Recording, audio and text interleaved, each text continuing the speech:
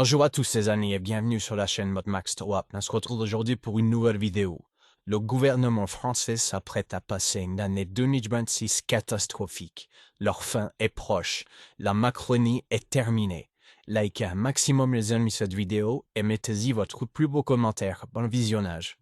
Ce scénario qui leur glace le sang, disais-je, pour tout début 2026. C'est pas là, maintenant, entre Noël et Nouvel An que ça va se jouer, c'est tout début 2026. Je vais vous expliquer tous les rendez-vous. Un scénario de plus en plus mal engagé pour eux. D'abord sur le PLF 2026, comme on dit, le projet de loi de finances 2026, le budget de l'État pour 2026, situation inextricable. Le Monde, le 22 décembre, écrivait cet article, le titre « Budget 2026 ». Le dilemme à haut risque de Sébastien Lecornu. Car le 19 décembre, la commission mixte paritaire qui réunissait 7 députés et sénateurs a échoué à se mettre d'accord. Et vous allez voir, dans des conditions beaucoup plus compliquées que l'an dernier, il y a une loi spéciale qui a été votée. Ça, c'est classique, c'est juste pour que les fonctionnaires soient payés, etc., à l'unanimité, quasiment, le 23 décembre. Ça, c'était comme l'an dernier, mais grosse différence. Alors, je vais vous citer un extrait de l'article du Monde, vous allez comprendre. Un tel scénario, donc on parle du scénario de l'an dernier, où finalement il y avait une loi spéciale, puis ils avaient voté le budget début 2025, pardon. Et là, ils veulent le voter début 2026. Donc le Monde écrit, un tel scénario pourrait-il se répéter pour 2026 ? À l'époque, c'était avec Bayrou. Après 3 mois de tractation pour aboutir à l'adoption du budget de la sécurité sociale, les parlementaires répugnent à se lancer en janvier dans de nouvelles et incertaines discussions sur le projet de loi de finances, qui ralentirait par ailleurs l'activité économique. L'ancien ministre des Armées, Sébastien Lecornu, est bien placé pour savoir que le secteur de la défense serait particulièrement touché par le gel du budget. Celui-ci comportera un risque pour la crédibilité de la France vis-à-vis des marchés financiers et de ses partenaires européens. On va y revenir. En outre, l'approche des élections municipales de mars 2026 ne favorisera pas la construction en janvier d'un compromis qui n'a pas pu être retrouvé en décembre. La crise de la dermatose nodulaire des bovins, DNC, qui fragilise le gouvernement, ne devrait pas davantage apaiser les esprits.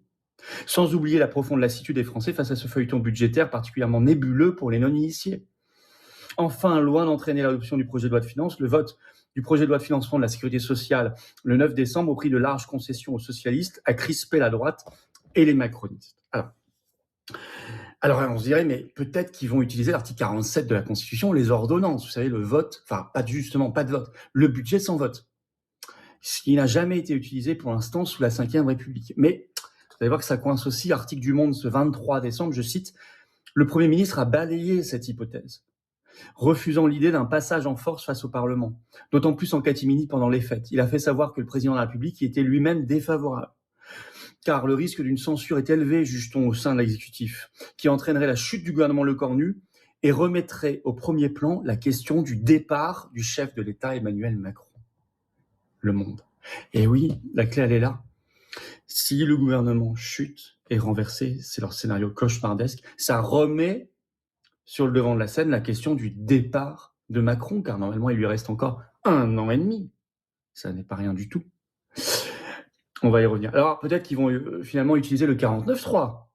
Problème, le 3 novembre dernier, en conférence de presse devant Matignon, le Premier ministre Lecornu déclarait, je cite, « J'ai décidé de renoncer à l'article 49.3 car il estimait que c'était de passer en force et contraindre son opposition, je cite. » Et ensuite, il a même fondé un accord de non-censure avec le Parti socialiste fondé sur la non-utilisation du 49.3.